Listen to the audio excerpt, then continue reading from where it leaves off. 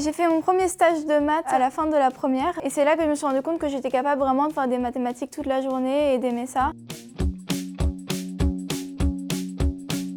Je m'appelle Elsa, je suis en 3e année à l'école polytechnique dans un parcours d'approfondissement en mathématiques informatiques et j'aimerais bien faire de la recherche à l'intersection entre ces domaines. J'étudie la logique et les fondements des mathématiques. C'est vraiment passionnant parce qu'il y a un sens presque philosophique à la démarche. Essayer de comprendre qu'est-ce que c'est le fait même de faire de mathématiques, qu'est-ce qu'on s'autorise à utiliser.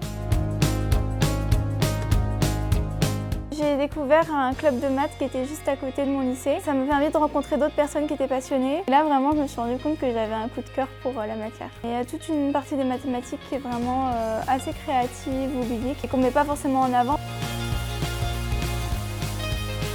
Au lycée, souvent, on me disait que je travaillais beaucoup et que peut-être que j'étais un peu au maximum de mes capacités et qu'en prépa, il fallait travailler encore plus. C'est bien sûr quelque chose d'indirect qui n'est pas toujours dit de façon aussi évidente, mais souvent, les garçons qui réussissent en maths, on me disait que c'était parce qu'ils étaient forts et intelligents et qu'ils pourraient faire encore mieux s'ils travaillaient. Les filles, c'était juste parce qu'elles travaillaient bien. D'un côté, on a vraiment un plafond de verre qu'il faut briser et c'est important parfois d'avoir des pratiques qu'on peut appeler discrimination positive. Mais d'un autre côté, c'est vrai que parfois, on va dire à une fille qu'elle a été prise parce que c'était une fille. Je pense qu'il faut passer un peu outre. Dans la pratique, on est quand même jugé sur notre valeur intrinsèque.